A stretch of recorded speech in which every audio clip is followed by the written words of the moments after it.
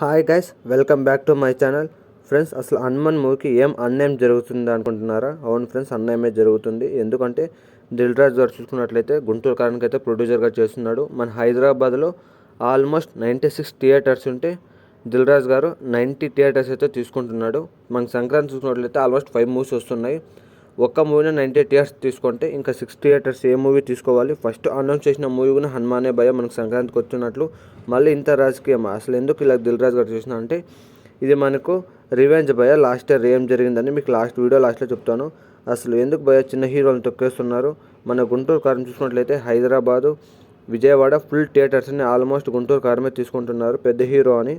అసలు హనుమాన్ మూవీనే భయ ఫస్ట్ మనకి సంక్రాంతికి అయితే రిలీజ్ చేస్తామని చెప్తున్నది. 90 థియేటర్స్ గుంటూరు కారమే తీసుకున్నట్లయితే మనకి 5 థియేటర్స్ 6 థియేటర్స్లో ఆల్మోస్ట్ 4 మూవీస్ ఎలాగ ఆడిస్తారు భయ. మనకి హనుమాన్ మూవీ అయితే చాలా ప్యాన్ వరల్డ్ అయితే మూవీ ఇది ఎలాగుంటుందో తెలియదు మనకు. చాలా వంశీ గారు అయితే చాలా బాధపడుతున్నాడు, ప్రశాంత్ వర్మ మనకి. ఎందుకంటే తనే ప్రొడ్యూసరు. అలాగే ఏం చేస్తారు, హనుమాన్ ఎలాగ ఆడిస్తారో మనకి బుక్ మై షోలో చూసుకున్నట్లయినా కానీ మనకి హనుమాన్ మూవీకి ఎక్కువ రెస్పాన్స్ అయితే ఉంది. గుంటూరు కారానికి లేదంటే గుంటూరు కారానికి బాగుంది, కానీ హనుమాన్ మూవీకి ఇంకా బాగుంది. మనకి అదే సంక్రాంతికి మూవీ రోజే మనకి చాలా మూవీ అయితే రిలీజ్ అవుతున్నాయి. మన నాగార్జున గారిది నా స్వామి రంగా రిలీజ్ అవుతుంది. విక్టరీ వెంకటేష్ గారిది మనకి సైంధవ్ మూవీ కూడా రిలీజ్ అవుతుంది.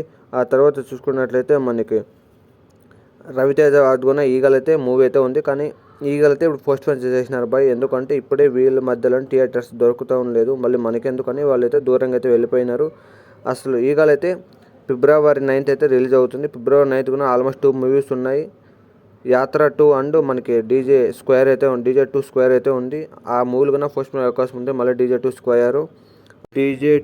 స్క్వేర్ కూడా పోస్ట్ పోనే అవకాశాలు అయితే చాలా వరకు ఉన్నాయి మనకి. అసలు దిల్ రాజు గారు ఎందుకు చేశారంటే లాస్ట్ ఇయర్ సేమ్ రివెంజ్ జరిగింది అనుకుంటున్నారు. లాస్ట్ టైం సంక్రాంతికి అయితే మనకు బాలకృష్ణ గారిది, చిరంజీవి గారిది 2 మూవీస్ అయితే వచ్చాయి మైత్రి మేకర్స్ నుంచి. అప్పుడే దిల్ రాజు గారిది వారసుడు మూవీ అయితే రిలీజ్ అవుతుంది. అప్పుడు వారసుడు మూవీ అయితే రిలీజ్ అయింది కదా. అప్పుడు దిల్ రాజు గారికి సినిమా పెద్దవాళ్ళంతా చెప్పి చాలా తక్కువ థియేటర్లు అయితే ఇచ్చారు మన ఆంధ్రాలో.